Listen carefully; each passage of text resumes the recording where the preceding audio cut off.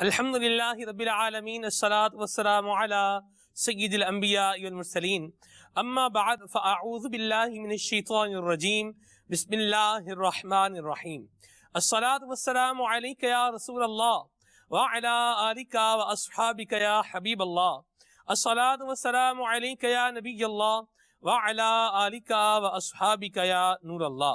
میرے پیارے آقا صلی اللہ تعالی علیہ وآلہ وسلم نے ارشاد فرمایا کہ بخیل ہے وہ شخص کہ جس کے پاس میرا ذکر ہو اور وہ مجھ پر درود پاک نہ پڑھے۔ صلو علی الحبیب صلی اللہ تعالی علی محمد صلی اللہ تعالی علیہ وسلم صلاۃ و سلام علیک یا سیدی یا رسول اللہ۔ جو بھی انسان دنیا میں آتا ہے اس کا کوئی گول ہوتا ہے، اس کی کوئی منزل ہوتی ہے جسے وہ حاصل کرنا چاہتا ہے، کوئی مقصد حیات انسان کا ہوا کرتا ہے۔ میرے مدنی چینل کے ناظرین، لوگ اپنی منزل کو پانے کے لیے ایسے ہنٹس، ایسے کلو اور ایسے جو انسان کے لیے ممد و معاون معاملات ہوتے ہیں ان کی تلاش میں رہتے ہیں جو انہیں ان کی منزل تک خیر اور عافیت کے ساتھ لے جائیں۔ نشان منزل جس بندے کے پاس ہو اور وہ اسے دیکھ رہا ہو اور اسے دیکھ کر کے اپنی منزل کا تعین، اپنی منزل کی سمت کا تعین کر رہا ہو اور پھر راستے پر گامزن ہو، وہ بندہ منزل تک پہنچ جائے، اپنی منزل کو حاصل کر لے، اس کے لیے کوئی مشکل بات نہیں رہتی۔ اللہ تبارک و تعالیٰ کا فضل و احسان ہے کہ ہم مسلمان ہیں اور ہماری منزل اللہ تبارک و تعالیٰ کی رضا پانا ہے، اور اللہ تبارک و تعالیٰ کے انعام و اکرام جو اللہ تبارک و تعالیٰ نے اپنے محبوب، اپنے مطیع و فرمانبردار بندوں کے لیے بنائے ہیں، ان کو حاصل کرنا ہے۔ ہماری اس منزل کے لیے بھی کچھ نشان منزل ہیں، کچھ رہنما ہیں۔ وہ کون ہیں؟ صحابہ کرام علیہم رضوان۔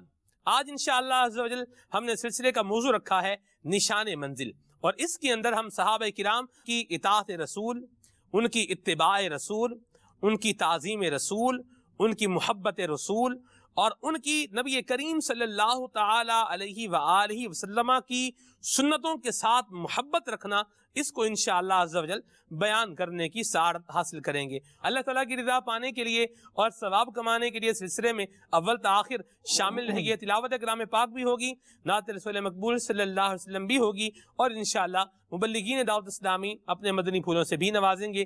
آئیے بھی سنتے ہیں تلاوت کلام پاک۔ صلو علی الحبیب صلی اللہ تعالی علی محمد۔ اعوذ باللہ من الشیطان الرجیم، بسم اللہ الرحمن الرحیم۔ محمد رسول اللہ والذین معه اشداء علی الکفار رحماء بينهم تراهم ركعا سجدا يبتغون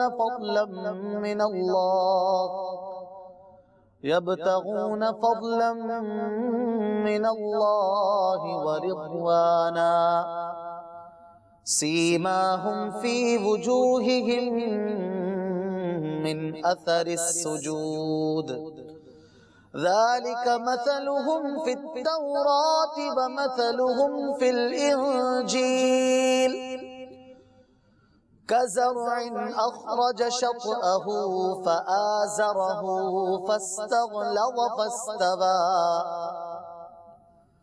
فاستوى على سوقه يعجب الزراع ليغيظ بهم الكفار وعد الله الذين آمنوا وعملوا الصالحات منهم مغفرة وأجرا عظيما آمنت بالله صدق الله العظيم۔ اس کا ترجمہ کنز الایمان سماعت فرمائیے۔ ارشاد باری عز و جل ہوا، محمد اللہ کے رسول ہیں اور ان کے ساتھ والے یعنی آپ کے صحابہ کافروں پر سخت ہیں اور آپس میں نرم دل ہیں۔ آپس میں نرم دل کیسے ہیں؟ مفتی نعیم الدین مراد آبادی رحمۃ اللہ تعالی علیہ اس آیت کے جز کے تحت لکھتے ہیں کہ ایک دوسرے پر محبت اور مہربانی کرنے والے ہیں۔ سبحان اللہ۔ جیسے کہ باپ بیٹے میں محبت ہوتی ہے اور یہ محبت اس حد تک پہنچ گئی کہ جب ایک مومن دوسرے کو دیکھے تو فرط محبت سے مصافحہ اور معانقہ کرے. تو یہ صحابہ اکرام کی ادائیں بھی پتہ چلیں کہ وہ جب ملتے تھے تو آپس میں بھی ان کی ایسی محبتیں تھیں کہ یہ مصافحہ کرتے تھے اور معانقہ کرتے تھے. اور یہ تعلیمات اسلام سے ہے کہ محبت بڑھے, جب بھی ملیں تو مصافحہ بھی کریں اور ہو سکے تو معانقہ بھی جہاں جہاں ممکن ہو اور کوئی شرعی رکاوٹ نہ ہو تو معانقہ کیا جائے.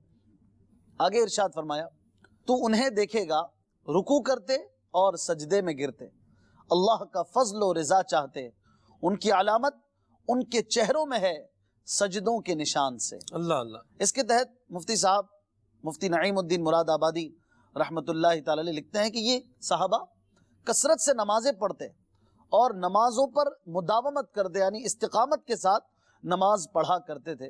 اور ان کے چہروں کی بات کی گئی اس آیت میں, تو اس کے بارے میں لکھتے ہیں کہ یہ علامت وہ نور ہے جو روز قیامت ان کے چہروں سے تابع ہوگا, اور اس سے پہچانے جائیں گے کہ انہوں نے دنیا میں اللہ تعالیٰ کے لیے بہت سجدے کیے ہیں. اور یہ بھی کہا گیا ہے کہ ان کے چہروں میں سجدے کا مقام 14ویں رات کے چاند کی طرح چمکتا دمکتا ہوگا. اللہ سبحان اللہ.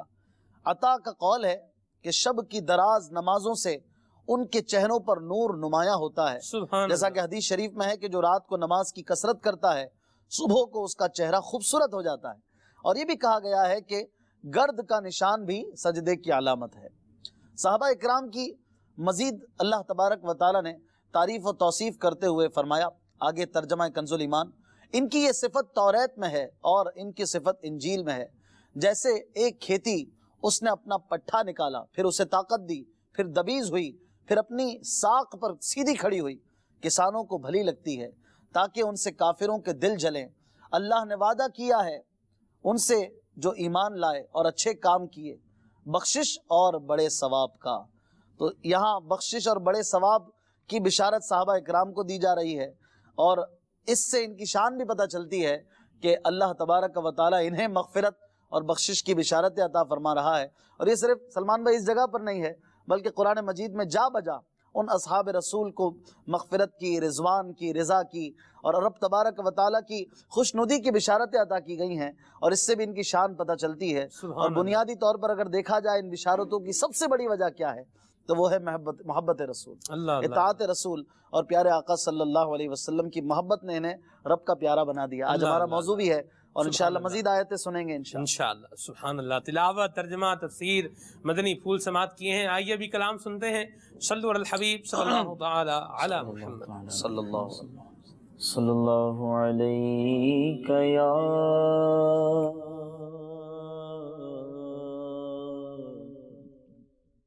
یا رسول اللہ وسلم علیک یا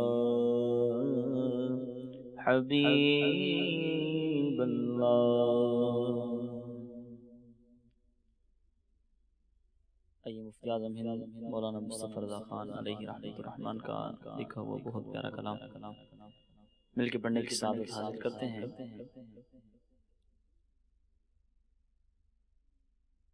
حبیب خدا کا نظارہ کروں میں, حبیب خدا کا نظارہ کروں میں, دل و جان ان پر نثارا کروں میں, دل و جان ان پر نثارا کروں میں, حبیب خدا کا نظارہ کروں میں. یہ جان کیا ہے اگر وہ کروڑوں, یہ جان کیا ہے, یہ جان کیا ہے اگر وہ کروڑوں, یہ جان کیا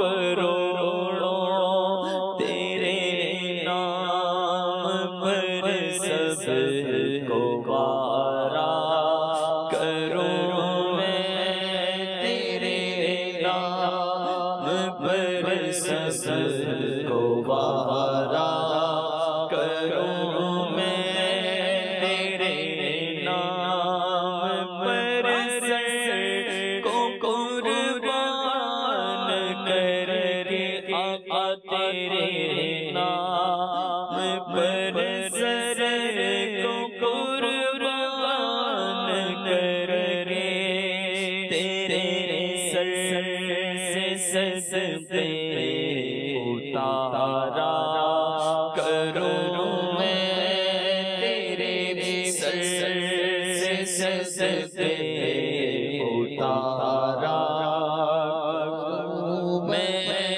میرا دین و ایمان پھر رشتے جو پوچھے، میرا دین و ایمان، میرا دین و ایمان پھر رشتے جو پوچھے، میرا دین و ایمان پھر رشتے جو پوچھے، تمہاری جانب اشارہ کروں میں، تمہاری جانب اشارہ کروں میں، کیوں غیر کی ٹھوکر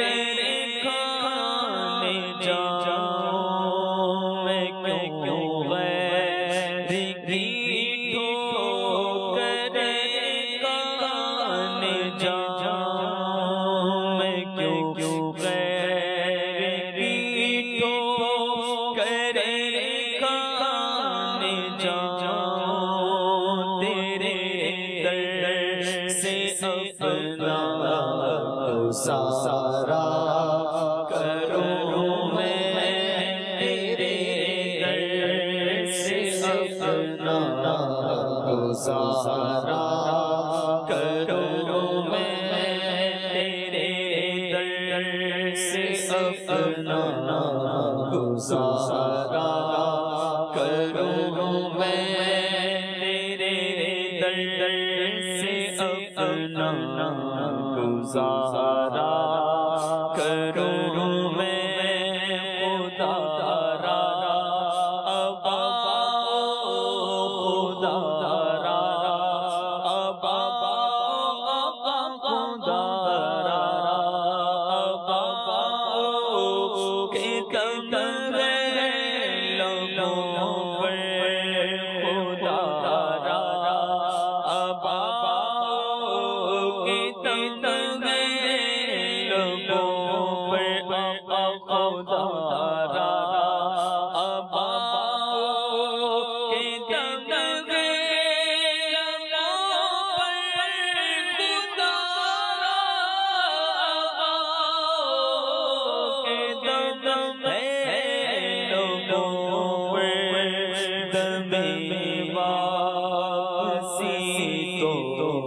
نظارہ کروں میں، تمہیں واپسی تو نظارہ کروں میں، چاند کو توڑ کے پھر جوڑنے والے آجا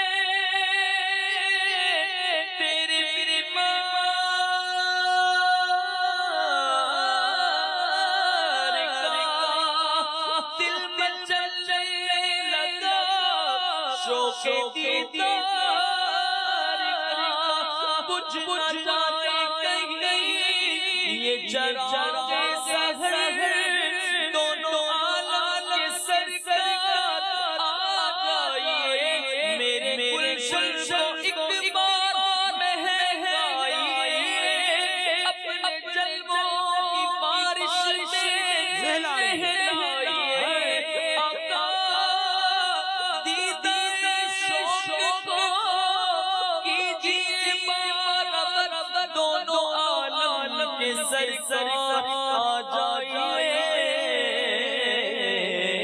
خدا را آباؤ کے دل میں لوگوں پر خدا را آباؤ کے دل میں لوگوں پر دمی واپسی تو نظارہ کروں میں دمی واپسی تو نظارہ کروں میں خدا خیر سے لائے وہ دل بھی نوری خدا خیر سے لائے وہ دل بھی نوری مدینے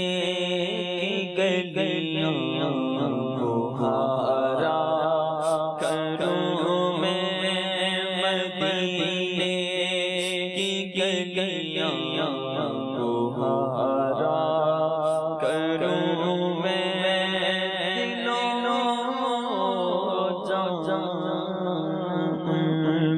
پر نثارا کروں میں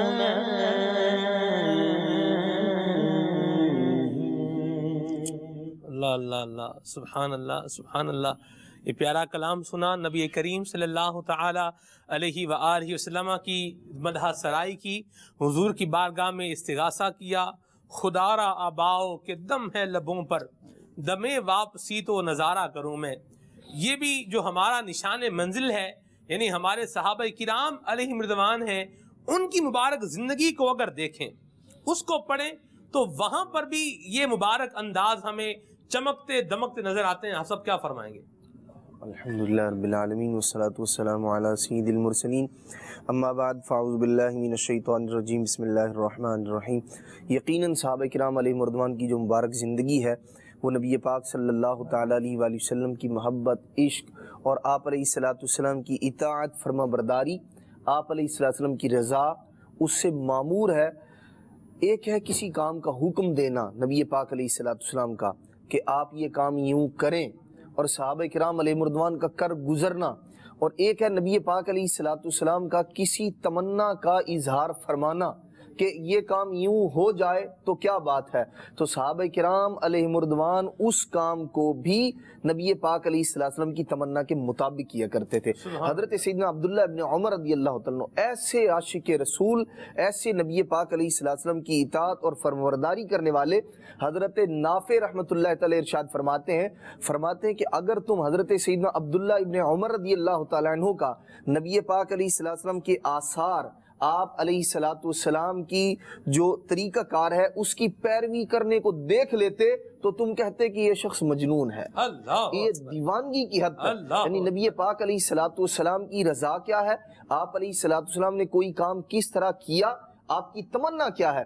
حضرت سیدہ حفصہ رضی اللہ تعالی عنہ نے ایک بار حضرت سیدنا عبداللہ بن عمر رضی اللہ تعالیٰ عنہ کا ایک خواب نبی پاک علیہ السلام کی بارگاہ میں بیان کیا، تو آقا دو جہاں صلی اللہ تعالیٰ علیہ وآلہ وسلم نے ارشاد فرمایا کہ عبداللہ اگر رات کو تہجد ادا کرتا، رات کو قیام اللیل کرتا تو یہ بڑا اچھا آدمی ہے اگر یہ قیام اللیل کرتا۔ حضرت حفصہ رضی اللہ تعالیٰ عنہ نے حضرت سیدنا عبداللہ بن عمر رضی اللہ تعالیٰ عنہ کو بتایا کہ نبی پاک علیہ السلام نے یوں ارشاد فرمایا کہ بڑا اچھا آدمی ہے اگر یہ رات کو قیام کرتا۔ آپ ارشاد فرماتے ہیں نبی پاک علیہ السلام نے یہ فرمایا ہے اب ساری عمر کبھی قیام اللیل قضا نہیں کروں گا۔ اور آپ کے شہزادے ارشاد فرماتے ہیں واقعی ہم نے دیکھا حضرت سیدنا عبداللہ بن عمر رضی اللہ تعالیٰ عنہ نے کبھی قیام اللیل کو قضا نہیں فرمایا کہ حضور علیہ الصلوۃ والسلام نے میرے متعلق یوں ارشاد فرمایا. اور عقل اور لاجک اور یہ اور وہ اور دلائل اور حکمت، یعنی ان ساری چیزوں کو بالا طاق رکھ کے دیکھ لیا حضور کا فرمان ہے، حضور کی پسند ہے، حضور کی چاہت ہے، اسی کو اپنا لیا. اور پھر یہ بھی شعر کہا جاتا ہے کہ عقل کو تنقید سے فرصت نہیں، عشق پر اعمال کی بنیاد رکھ. مہروز بھائی، آج ہم دیکھتے ہیں کہ لوگ جو ہے وہ بڑے لاجیکل سے ہو گئے ہیں. ہر کام کی لاجک، اس کی حکمت، اس کی وجہ جو سمجھ میں آئے، عقل میں آئے، اس کے تحت جو ہے وہ آج کل مدار گھوم رہا ہے.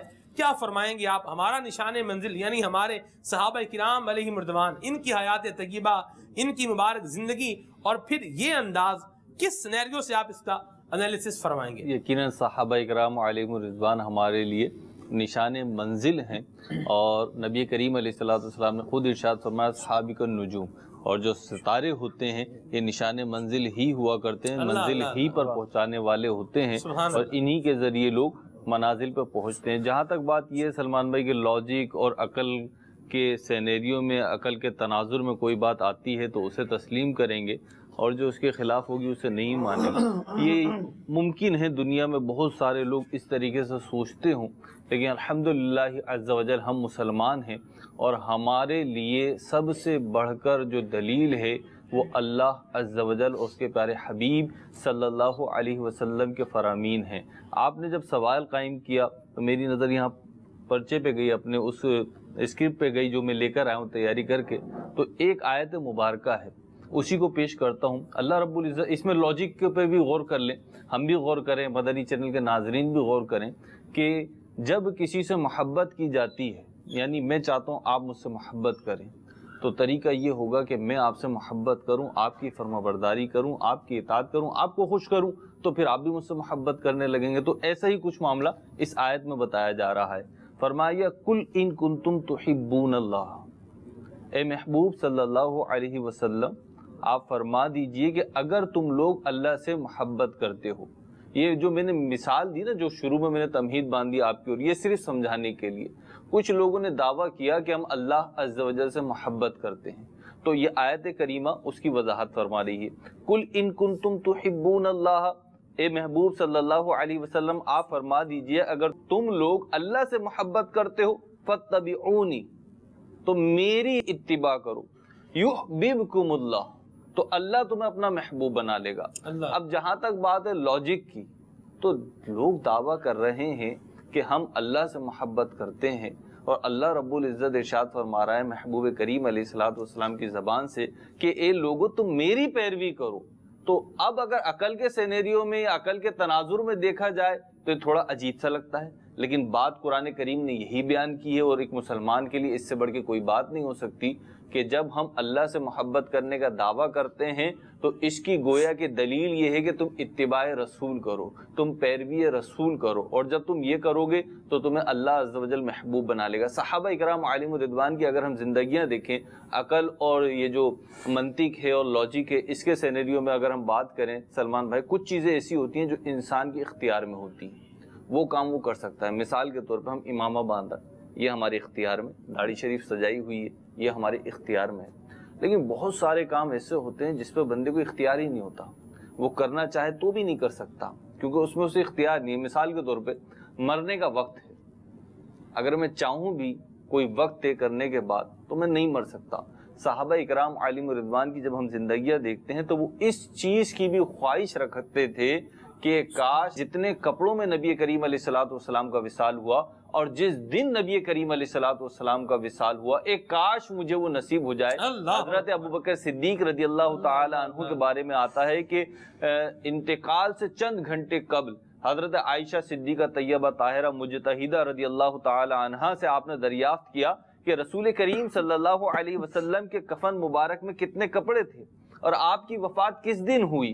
اور اس سوال کی وجہ یہ تھی کہ آپ کی یہ انتہائی تمنا تھی کہ زندگی کے ہر لمحے میں تو نبی کریم علیہ السلام کے طریقہ کار کے مطابق اپنے معاملات کو رکھا ہے.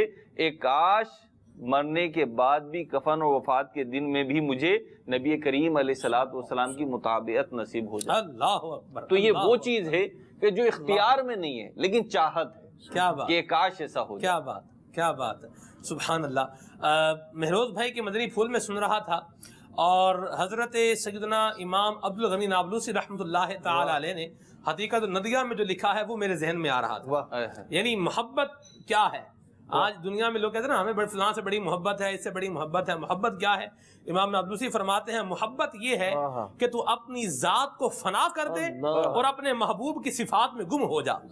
محبت یہ ہے کہ تو سب کچھ اپنے محبوب کو دے دے اور تیرے پاس باقی کچھ نہ رہے۔ محبت، ایک اور بھی قول لکھا، محبت یہ ہے کہ تیرے محبوب کی طرف سے تجھے جو بھی مل رہا ہے تو اسے زیادہ سمجھے، اور جو تو اپنا سب کچھ اپنے محبوب کو دے رہا ہے اسے تھوڑا سمجھے۔ اور یہ ساری تعریفیں صحابہ کرام علیہم رضوان کی زندگی دیکھیں تو بالکل صادق آتی ہیں ان کے اوپر۔ سبحان اللہ۔ دیکھیے سلمان بھائی، یہ جو تعریف آپ نے بیان کی، عدنان بھائی آپ بھی، کہ یہ جو تعریف ہے نا کہ محبت یہ ہے کہ محبوب جو دے اسے زیادہ سمجھے اور ہم جو کریں وہ کم ہو، اور محبوب کی جو چاہت ہے، محبوب کی جو رضا ہے، اس پر اپنے آپ کو قربان کر دیں۔ اگر ہم صحابہ کرام علیہم رضوان کی زندگیوں کو دیکھیں تو انہوں نے نبی کریم علیہ الصلوۃ والسلام کے قدموں پر، آپ کے قدموں پہ انہوں نے اپنی خواہشات اور اپنی جانیں نچھاور کر دی تھی، اور ان کی کیفیات یہ تھی کہ محبوب کریم علیہ الصلوۃ والسلام، ایک تو یہ نا جیسے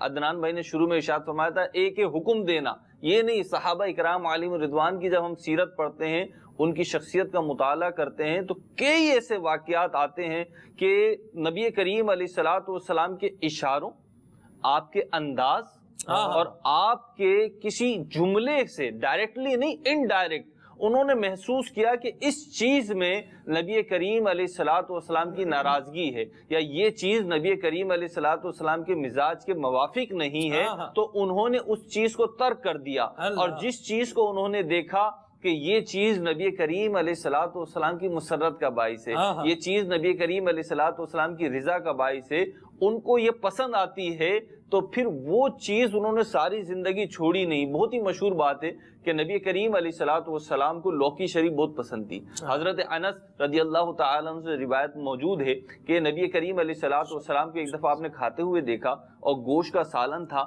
اس میں لوکی بھی تھی، کدو شریف بھی تھا۔ نبی کریم علیہ الصلوۃ والسلام وہ لوکی شریف و کدو شریف کے ٹکڑے چن چن کے آپ تناول فرما رہے تھے۔ حضرت انس فرماتے ہیں اس دن کے بعد کبھی ایسا نہیں ہوا کہ لوکی دستیاب ہو اور میرے کھانے میں لوکی نہ ہو۔ یہ محبت تھی، اور ان کو وہ چیزیں، ایک ہوتا ہے بعض چیزوں کے اندر یہ ہوتا ہے انسان کو کہ پسند اپنی اپنی ہوتی ہے، پسند اپنی اپنی ہوتی ہے، آپ کو کھانے میں کچھ پسند ہوگا، مجھے کچھ اور پسند ہوگا، اشفاق بھائی کو ہو سکتا ہے بالکل ہی جدا پسند ہو، لیکن نبی کریم علیہ الصلوۃ والسلام کے صحابہ کی یہ شان ہے کہ جو چیز نبی کریم علیہ الصلوۃ والسلام کو پسند ہوتی وہ چیز ان کو پسند آتی، اور جو ہم مطالعہ کرتے ہیں، ہم دیکھتے ہیں تو ان کی جو پسند بنتی نا وہ یہ نہیں ہوتی کہ ایسا فیل نہیں ہوتا کہ یہ مطلب تکلفاً اسے پسند کر رہے ہیں، بلکہ وہ ان کی عادت بن جاتی اور وہ ان کی ایک فطری اور ایک نیچرل پسند بن جاتی۔ اللہ اللہ سبحان اللہ، جو حضور کو پسند وہ صحابہ کرام کو پسند، اور یہی ہمیں بھی پسند ہونا چاہیے۔ وہ ہے نا روایت آپ صاحب کہ راشد بھائی، اشفاق بھائی، انگوٹھی پہنی ہوئی تھی سونے کی، حضور نے دیکھا، ناپسند فرمائی، انہوں نے اتار کے پھینک دی، کسی نے کہا کہ اٹھا لیں اب تو پہنیے گا نا، کسی اور استعمال میں لے آئیے گا، تو ارشاد فرمایا جب جس چیز کو حضور نے ناپسند فرمایا ہے اور اس کو اتار کے جب پھینک دیا ہے تو اب دوبارہ اس کو اٹھانا ہی نہیں ہے۔ گویا کہ ان کی زندگی کا اگر ایک معمول یہ اس کو شعر میں لے آئے تو وہ یوں بن جائے گا کہ جو تمہارا نہیں اسے ہم نے اپنے دل سے نکال رکھا ہے۔ اللہ اللہ ہمیں بھی نصیب فرمائے۔ آپ گفتگو فرما رہے تھے، آپ نے ماشاءاللہ فرمایا کہ کسی عاشق نے لکھا نا کہ جو محبت ہوتی ہے نا، محبت کا آخری درجہ یہ ہوتا ہے کہ محب کے اندر اپنا کچھ باقی نہ رہے، جو کچھ ہو وہ اس کے اندر محبوب کا ہو۔ صحابہ کرام علیہم رضوان کا عشق، آپ کی محبت، آپ کی زندگی کیسی تھی، کہ پیارے آقا علیہ السلام کے ساتھ آپ کی کیسی محبت تھی. صحابہ کرام علیہم رضوان کے ہم واقعات پڑھتے ہیں، سنتے ہیں تو انسان اش کر اٹھتا ہے کہ آپ نے کس طرح سے پیارے آقا علیہ السلام کی محبت کو اپنے اندر سمویا ہوا تھا. اور جب ان کے عشق کی بات کرتے ہیں، عاشقوں کی بات کرتے ہیں، تو سب سے پہلے سیدنا صدیق اکبر رضی اللہ تعالیٰ عنہ کا عشق آتا ہے. یعنی آپ رضی اللہ تعالیٰ عنہ کی ذات اس وصف کے اندر کمال درجے کی تھی کہ آپ کے اندر اپنا کچھ نہیں تھا، جو کچھ تھا وہ محبوب کا تھا. سیدنا صدیق اکبر رضی اللہ تعالیٰ عنہ، آپ کی سوچ، آپ کی فکر، آپ کی نظر، سب کچھ وہ تھی جو پیارے آقا علیہ السلام کی تھی. ان صفات سے فیض آپ نے لیا ہوا تھا. سیدہ خدیجہ رضی اللہ تعالیٰ عنہ کی روایت ہے، اور اس کو سیدہ عائشہ صدیقہ رضی اللہ تعالیٰ عنہ روایت فرماتی ہیں کہ جب پیارے آقا علیہ السلام پر وحی نازل ہوئی تو آپ رضی اللہ تعالیٰ عنہ اس وقت کچھ پریشان ہوئے. تو آپ نے آ کر یہ ماجرا جو معاملہ تھا یہ سیدنا خدیجہ رضی اللہ تعالیٰ عنہ کو آ کر بتایا. تو آپ نے اس وقت پیارے آقا علیہ السلام کو کیا عرض کیا کہ آپ نے فرمایا کہ قسم بخدا اللہ تعالیٰ آپ کو ہرگز شرمندہ نہ کرے گا، کیونکہ آپ صلہ رحمی کرتے ہیں، کمزوروں کا بوجھ اٹھاتے ہیں، ناداروں کی مدد کرتے ہیں، مہمان نواز ہیں، اور مصیبت زدہ لوگوں کے کام آتے ہیں. یہ 5 صفات آپ نے بیان فرمائی پیارے آقا علیہ السلام کی ذات کے اندر. اب غور کیجئے گا کہ صدیق اکبر رضی اللہ تعالیٰ عنہ کی عشق، آپ کی محبت اور آپ کی زندگی کیسی تھی کہ یہی صفات آپ کے اندر بھی پائی جاتی تھی. کہ ایک مقام پر جب آپ کافروں کے ظلم و ستم سے تنگ آ کر جب آپ مکہ مکرمہ چھوڑنے لگے تو ابن دغنہ نے آپ کے بارے میں کہا کہ آپ جیسی شخصیت کو یہ بستی چھوڑنی نہیں چاہیے اور آپ کو ہم جانے نہیں دیں گے. کیوں؟ انہوں نے کہا کہ آپ وہ شخصیت ہیں کہ آپ ناداروں کی مدد کرتے ہیں، صلہ رحمی کرتے ہیں، کمزوروں کا بوجھ اٹھاتے ہیں، مہمان نواز ہیں، اور مصیبت زدہ لوگوں کے کام آتے ہیں. غور کیجئے، یعنی جو صفات سیدہ خدیجہ رضی اللہ تعالی عنہا نے پیارے آقا علیہ السلام کی ذات کے اندر بیان فرمائی، وہی صفات سیدنا صدیق اکبر رضی اللہ تعالیٰ عنہ نے اپنے اندر پیدا کی ہوئی تھی. سبحان اللہ. فیضان مصطفیٰ صدیق اکبر رضی اللہ تعالیٰ عنہ کی ذات میں اللہ ہمیں بھی نصیب فرمائے. اشفاق بھائی، نشان منزل صحابہ کرام علیہم رضوان، ان کی تعلیمات، ان کے مبارک انداز. اور ہم آپ لاجک کی بات کر رہے تھے، لاجک، اور آج کل جو ایک سائنٹیفک دور ہے تو اس میں ہم ہر چیز کو سائنٹیفکلی دیکھتے ہیں. الحمدللہ ہمارا اسلام، ہمارا دین جو ہے وہ ہر طرح سے سائنٹیفکلی پروون ہے. کوئی بھی ایسی چیز نہیں ہے کہ جو مطلب ہمارا اسلام بیان کرتا اور سائنس اس کو ڈینائی کرتی ہو. اگر کرتی ہے بعض چیزیں جو ہیں تو وہ سائنس ہی اس کو سمجھ نہیں سکی ہے. صحابہ اکرام کا جو انداز تھا وہ سائنس، لاجک، ان چیزوں سے ہٹ کر محبوب کی محبت کی طرف ان کا نشان منزل تھا. ان کا مقصود اور مطمع نظر ایک ہی ہستی تھی، اور وہ ہمارے پیارے آقا صلی اللہ علیہ وسلم کی ذات تھی. آپ کو وہ واقعہ تو یاد ہوگا کہ ایک صحابی رضی اللہ تعالیٰ عنہ کے نئے تعمیر شدہ مکان کے پاس سے حضور اکرم صلی اللہ علیہ وآلہ وسلم کا گزر ہوا اور چہرہ اقدس پر ناگواری کے آثار ظاہر ہوئے. کچھ ارشاد نہیں فرمایا، ناگواری کے آثار ہیں. پیارے آقا علیہ الصلوۃ والسلام تشریف لے گئے. صحابہ اکرام میں سے کسی نے انہیں بتا دیا کہ حضور نے دیکھا تھا اور پسند نہیں فرمایا. وہ صحابی نیا رینوویٹڈ مکان اس کو منہدم کر دیا، توڑ دیا.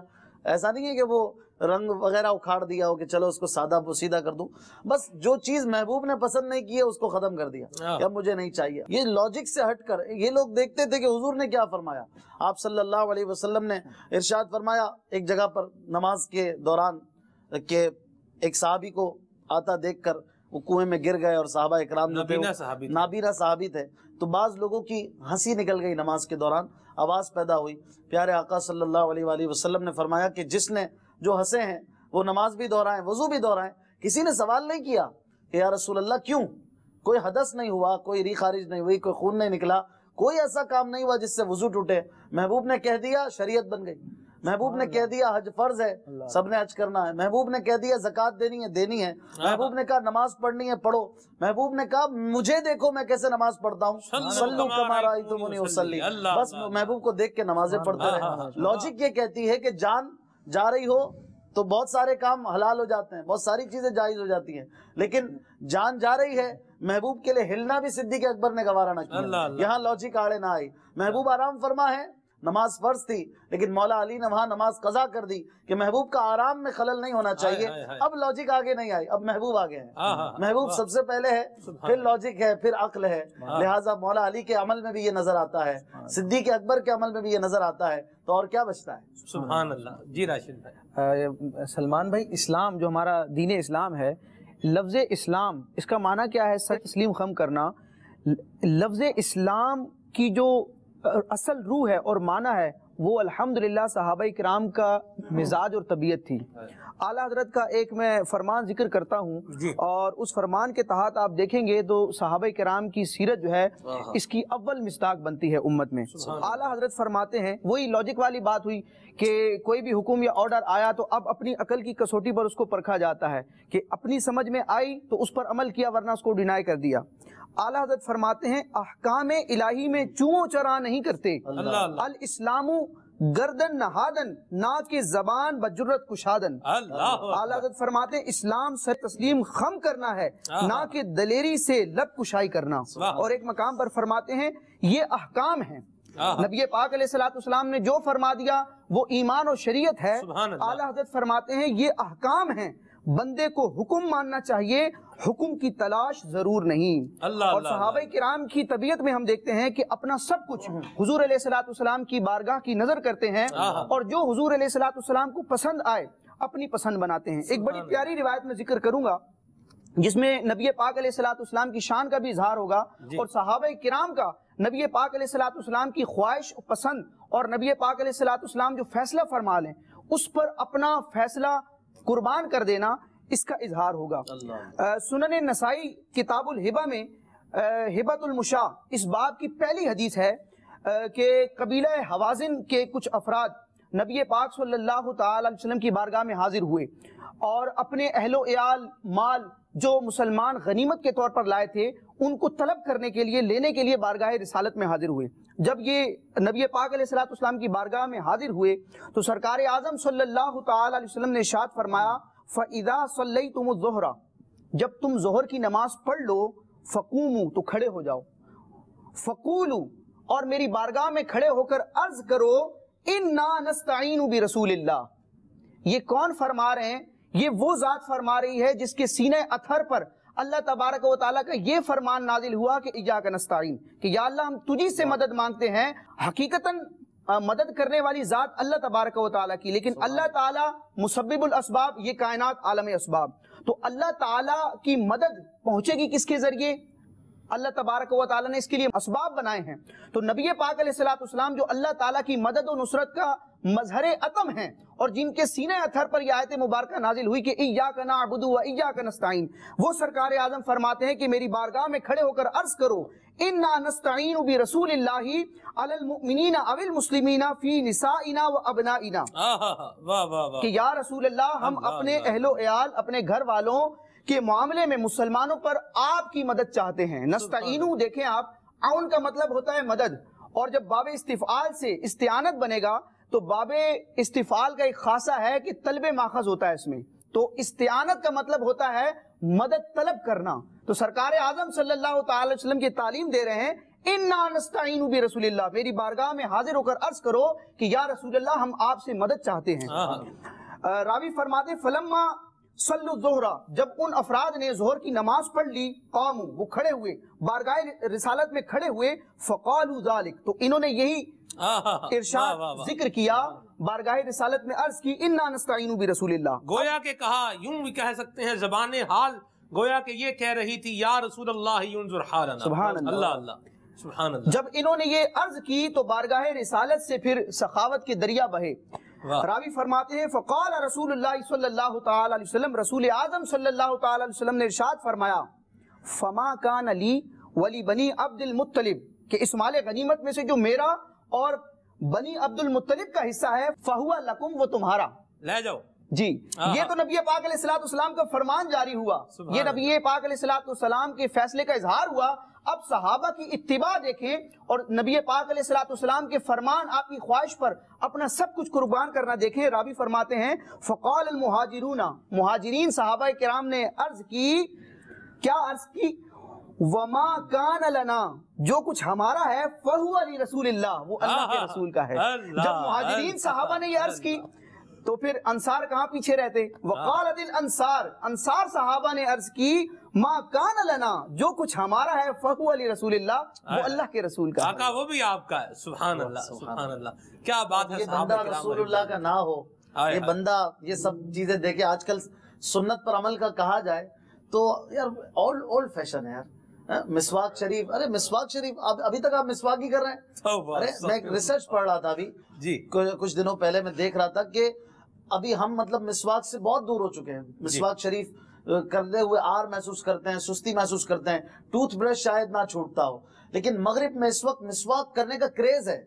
उस वहां के डॉक्टर्स मिसवाक रिकमेंड करते हैं कि आप मिसवाक कीजिए, और हम लोग मतलब खुसूसन एशियाई हजरात जो हैं वो मिसवाक से बहुत ज्यादा दूर हैं, इस सुन्नत को और ऑकवर्ड समझते हैं। ऐसा नहीं होना चाहिए, सुन्नत समझकर इसको कीजिए भी। और जिन लोगों के पीछे हम चल रहे हैं आज, वो लोग इसको इस्तेमाल कर रहे हैं, और हमें उनके पीछे नहीं चलना, हमें प्यारे आका के पीछे चलना है सल्लल्लाहु अलैहि वसल्लम। इसी तरह हर सुन्नत के मामले में होना चाहिए जी, और कोई सुन्नत ओल्ड फैशन नहीं है, हमें अमल करना है उस पर इंशाअल्लाह। जो बात फरमाई कि दुनिया कहाँ से कहाँ पहुंच गई और आप अभी तक मिसवाक पर हो या दीगर चीजों पर हो, ये एक तो मुसलमानों का जो बड़ा तबका है अल्हम्दुलिल्लाह अज़्ज़ वजल, वो सुन्नतों से मोहब्बत करने वाला है, और उसकी ख्वाहिश कम अज कम ये होती है कि काश मैं भी इस पर अमल करूं। लेकिन बाज़ बद ज़बान अफराद होते हैं जो इस तरीके से बग देते हैं, लेकिन उनको ये सोचना चाहिए चलें जी दुनिया पता नहीं कहाँ पहुंच गई है और हम अभी यहीं हैं, लेकिन आप भी तो हमारे साथ ही खड़े हुए सामने,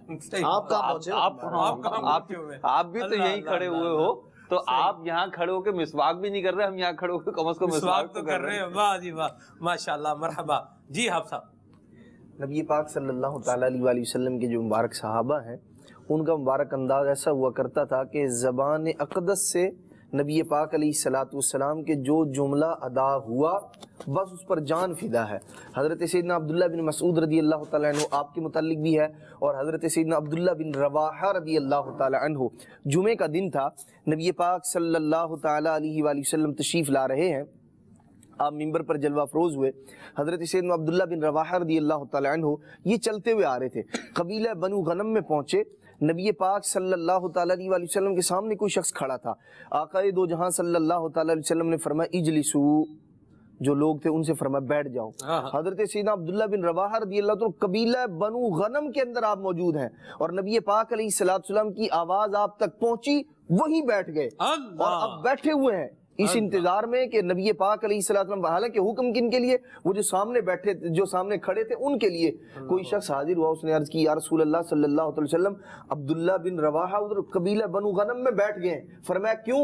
नबी पाक अलैहिस्सलातु वस्सलाम की बारगाह में अर्ज करते हैं या रसूल अल्लाह, आपने फरमाया इजलिसू, उन्होंने सुना वहीं बैठ गए। आपने फरमाया मैंने तो यहाँ जो शख्स था उसके लिए फरमाया। फिर नबी पाक अलैहिस्सलातु वस्सलाम ने इन्हें दुआ से नवाजा। इसी तरह एक और सहाबी हजरत आस रदियल्लाहु तआला अन्हु, ये नबी पाक अलैहिस्सलातु वस्सलाम की बारगाह में इसी तरह हाजिर होने लगे। इधर मस्जिद में दाखिल हुए और उधर नबी पाक अलैहिस्सलातु वस्सलाम ने फरमाया इजलिसू। दीगर जो सहाबा किराम अलैहिमुर्रिदवान थे उनसे फरमाया। हजरत आस जो थे वहीं बैठ गए। नबी पाक अलैहिस्सलातु वस्सलाम ने नमाज के बाद इरशाद फरमाया कि आस तुम नमाज में नहीं थे? अर्ज करते हैं या रसूल अल्लाह सल्लल्लाहु अलैहि वसल्लम मैं नमाज में था।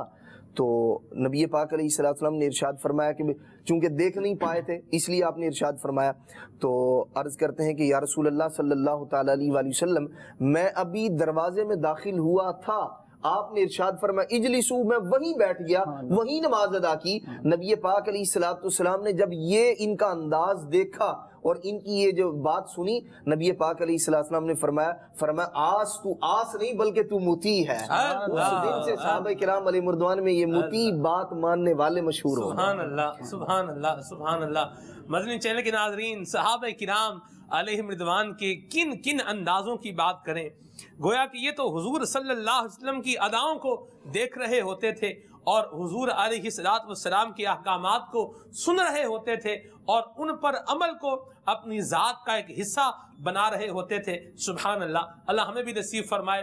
बात का कंक्लूजन अगर अभी करें इसका तो वो यहाँ तक बन सकता है कि सहाबा किराम अलैहिमुर्रिदवान हुजूर के फरमुदात सुन चुके थे कि हुजूर ने फरमाया मन अहब्ब सुन्नती फ़क़द अहब्बनी वमन अहब्बनी कान माइया फिल जन्नह, जिसने मेरी सुन्नत से मोहब्बत की उसने मुझसे मोहब्बत की, और जो मुझसे मोहब्बत करेगा वो जन्नत में मेरे साथ होगा। सुभान अल्लाह। तो हमें भी हुजूर की सुन्नतों से मोहब्बत करनी है, हुजूर की अदाओं को अपनाना है, प्यारे आका सल्लल्लाहु तआला अलैहि व आलिहि वसल्लम के फरमुदात की रोशनी में, दीन इस्लाम की तालीमात की रोशनी में अपनी ज़िंदगी को गुजारना है, और इसी शाहरा पर हमें गामज़न रहना है।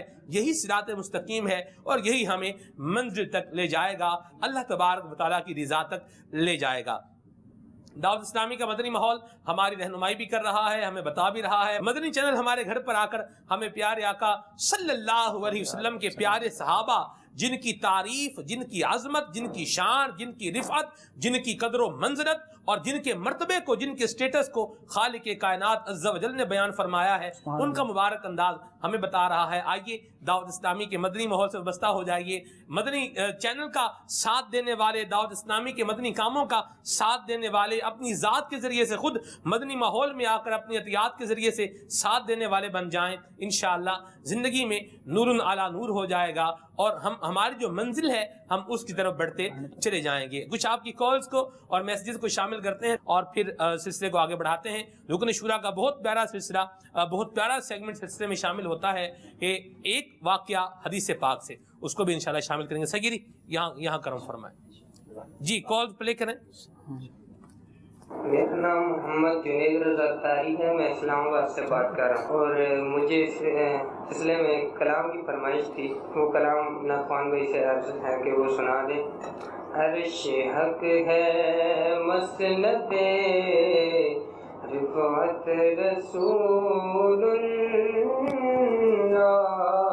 की। अल्लाह अल्लाह अल्लाह अल्लाह, माशाअल्लाह, मरहबा जी। मेरा नाम मोहम्मद शाकिर तारी पंजाब जिला मेरे घर के पास आ रहा हूँ। तो अब ये मातू सबाब है, आगे मेरे दौलत से बड़ा सरकार तवज्जो फरमाए।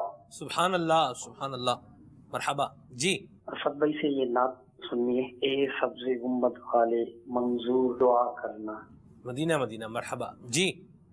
मेरा नाम अहमद रजा है, मैं पंजाब के शहर सराया मीर से अर्ज कर रहा हूँ। मेरे नाथ खान से गुजारिश है कि ना सुना दे। आका आ जाइए, आका आ जाइए। अस्सलामु अलैकुम व रहमतुल्लाहि व बरकातुहू। वालेकुम अस्सलाम व रहमतुल्लाहि व बरकातुहू। और भी काफ़ी सारी कॉल्स होंगी, कुछ आपके मैसेजेस को शामिल करते हैं। तुम्हारे ज़र्रे के परतों हैं, ये कलाम सुनने की फरमाइश है, शामिल कीजिएगा। मज़ीद मैसेजेस हैं, इनको भी शामिल करता हूँ। ये कह रहे हैं कि जी नाम क्या है इनका, हफीज़ फ्रॉम कराची पाकिस्तान, सरकार तवज्जो फरमाएं, ये कलाम सुनना है ज़रूर इंशाअल्लाह। पाक पतन से मैसेज है, बहुत शुक्रिया आपकी मैसेज के लिए। बहरे दीदार मुश्ताक है हर नज़र, ये कलाम सुनना है, ठीक है जी। अज़ीज़ अत्तारी हैं मियाँ वाली से, बहुत शुक्रिया आपकी मैसेज के लिए। सूए तैबा जाने वालों मुझे छोड़ कर न जाना, नारोवाल से मैसेज है, बहुत शुक्रिया आपके मैसेज के लिए। मेरा नाम अकबर कादरी है, बहुत शुक्रिया आपके मैसेज के लिए। ये हैं जी, नाम है इनका अजीज़ अत्तारी मियाँ वाली से, बहुत शुक्रिया आपकी मैसेज के लिए। अल्लाह आपको जज़ाए खैर अता फरमाए। मदनी मुन्नी बिनते आसिफ अत्तारिया फ्रॉम गुजरात, आका आ जाइए, ये कलाम सुनना है, ठीक है जी। है जिक्र मेरे लब पर हर सुबह शाम तेरा, ये कलाम सुना दें। मोहम्मद आज़म भाई की ये फरमाइश है। रफ़ीक भाई का मैसेज भी है, सरगोदा से चमक तुझसे पाते हैं सब पाने वाले, ये कलाम सुना दीजिए। घड़ी भी देख लीजिए, फरमाइशें भी आपके सामने हैं, मैसेज और कॉल्स भी हो चुके। अब आप की तरफ बढ़ते हैं, कलाम शामिल कीजिए। सल्लल्लाहु अलल हबीब सल्लल्लाहु तआला अलैहि वसल्लम। और मेरे गनी भर दिया मेरे गनी ने जवाहिर से भर दिया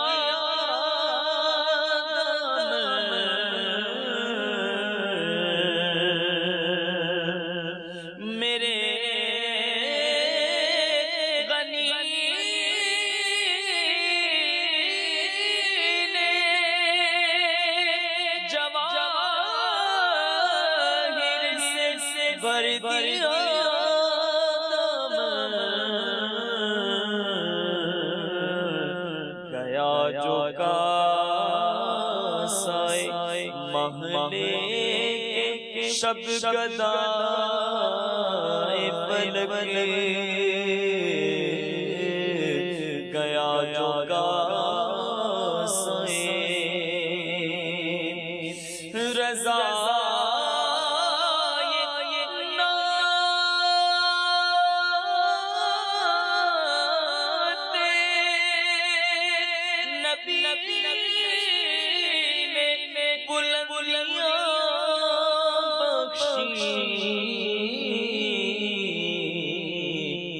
کب زمین فلک کا ہوا سمائے فلک. سبحان اللہ. مرحبا. رکن مرکزی مجلس شورا حضرت مولانا حاجی ابو مدنی حاجی عبدالحبیب اتاری حافظہ اللہ تعالی ہمارے ساتھ موجود ہیں. نشان منزل حضور ہمارا موضوع ہے اور صحابہ کرام علیہم رضوان کی مبارک زندگی کے مختلف پہلوؤں پر مبلغین دعوت اسلامی نے مدنی پھول عطا فرمائے ہیں. آپ کیا فرمائیں گے؟ صحابہ کرام کی زندگی، ہمارا زندگی گزارنے کا انداز اور دعوت اسلامی کا مدنی ماحول. سبحان اللہ، بہت خوبصورت موضوع ہے اور یقیناً صحابہ کرام کی زندگی ہمارے لیے نشان منزل ہے. یہ خود نبی پاک علیہ الصلوۃ والسلام نے ارشاد فرمایا اور آپ نے امید ہے ان حدیثوں کو تذکرہ کر دیا ہوگا کہ میرے صحابہ ستاروں کی مانند ہیں. تو ستارہ ہی پہلے راہ دکھانے کے لیے استعمال ہوتا تھا، راستہ بتانے کے لیے اشارہ ہوتا تھا. تو نبی پاک علیہ الصلوۃ والسلام پر کس طرح قربان ہوا جاتا ہے، نبی پاک سے محبت کس طرح کی جاتی ہے، پیارے آقا کی خواہش پر اپنی خواہش کو قربان کس طرح کیا جاتا ہے، پھر تن من دھن سب قربان کیسے کیا جاتا ہے، بہت زیادہ مال ہو کر بھی نبی پاک کی غلامی کیسے اختیار کی جاتی ہے، فقر و فاقہ میں بھی سرکار کا ساتھ کیسے دیا جاتا ہے، مظالم سہ کر بھی نبی پاک کی بارگاہ میں کیسے رہا جاتا ہے، اور اقتدار پا کر بھی سرکار کی اداؤں کو ادا کیسے کیا جاتا ہے. Each and every part of the life صحابہ کرام کو ایسا لگتا ہے کہ اللہ تبارک و تعالیٰ نے ہر وہ منصب دیا کہ جو آج دنیا میں مختلف لوگوں کے پاس. اگر مالدار کی بات کریں تو مالدار ہو سکتا ہے کہے کہ میں کیسے دین کی زیادہ خدمت کر سکتا ہوں، تو عثمان غنی رضی اللہ تعالیٰ عنہ، حضرت عبدالرحمن بن عوف رضی اللہ تعالیٰ عنہ کی مثال ہے. اچھا، پھر نبی پاک کے رشتہ دار بڑے عقل مند، بڑے بڑے زیرک حضور کی بارگاہ میں غلام بن کے بیٹھے. کیا بات ہے. وہ اعلیٰ حضرت کا شعر ہے نا، تیرے بے دام کے بندی ہیں ہزاران عرب. ایک مصرع ہے اس کا کہ نبی پاک علیہ الصلوۃ والسلام کی غلامی بھی اختیار کی، غلامی کے کوئی پیسے بھی نہیں لیتے تھے لیکن اس غلامی پر جان قربان کرتے. تو نبی پاک سے صحابہ کرام نے جو انداز اپنایا اور جس صحابی کو جو اسٹیٹس ملا، اس نے اپنے اسٹیٹس کے اندر ہوتے ہوئے نبی پاک کے ساتھ جو انداز اپنایا. مجھے تو صحابہ کرام کی والہانہ محبت کے آپ نے ہو سکتا ہے بہت سارے واقعات ڈسکس کیے ہوں گے.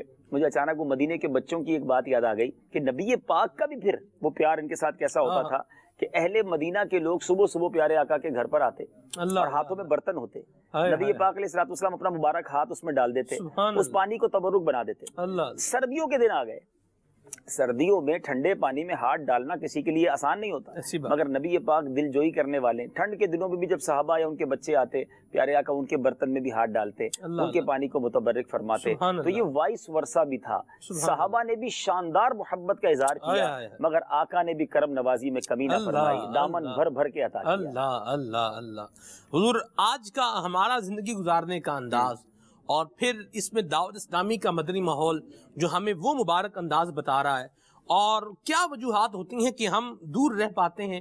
یعنی میں چاہتا بھی ہوں لیکن نہیں آ پاتا، میں جانتا بھی ہوں لیکن قدم نہیں بڑھا پاتا.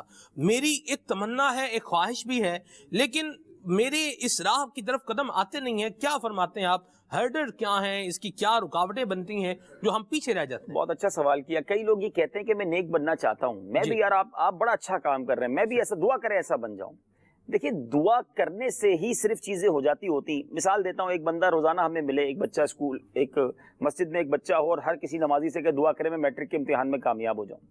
ہر نمازی سے کہے، امام صاحب سے بھی کہے. تھوڑے دنوں بعد کوئی نمازی پوچھ لے بیٹا بتاؤ اسکول کون سی ہے، وہ کہے میں نے اسکول میں تو داخلہ نہیں لیا. کمال ہو گیا، اسکول میں داخلہ نہیں لیا، میٹرک پاس ہونے کی دعائیں کروا رہے ہیں. آپ نیک بننا چاہتے ہیں، پہلا قدم تو اٹھائیں نا. آپ اس نیک ماحول کی طرف آئیں، اپنے ماحول کو تھوڑا سا تبدیل کریں، اللہ مدد فرمائے گا. آپ کو لگتا ہے مشکل ہے، آپ آئیں، رحمت الہی ساتھ ہوگی. آج جو ایک حدیث، جو ایک واقعہ ہے نا، اس میں آج رحمت الہی کا ایک واقعہ ہے، وہ آپ کو بتائے گا کہ اللہ کی رحمت کی طرف ایک قدم بڑھائیں، دیکھیں اللہ کی رحمت کیسے دوڑ کر آتی ہے. سبحان اللہ، سبحان اللہ. تو میرے خیال سے اس سیگمنٹ کی طرف چلتے بڑھتے ہیں، ہیں۔ segment کی طرف چلتے ہیں۔ مدنی چینل کے ناظرین، بہت پیارا سیگمنٹ ہے ہمارے رکن مرکزی مجلس شورا کا، ایک واقعہ حدیث پاک سے۔ سیگمنٹ کی طرف بڑھتے ہیں۔ صلو علی الحبیب صلی اللہ تعالی علی محمد صلی اللہ علیہ وسلم۔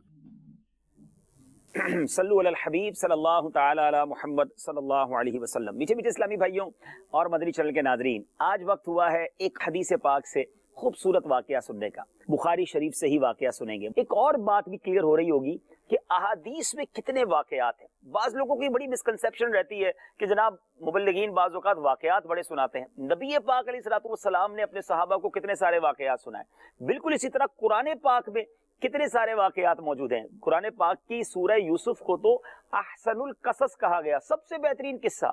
تو اس کا مطلب قرآن کا اسلوب بھی یہ ہے کہ واقعات بیان کیے جائیں۔ حدیث کے اندر بھی کئی واقعات بیان ہوئے، اور اس کی وجہ یہ ہے کہ انسان جو ہے، اس کی عقل جو ہے، وہ واقعات سے بڑا جلدی سیکھتی ہے، بہت جلدی انسان ریئلائز کر لیتا ہے، بات سمجھ آ جاتی ہے۔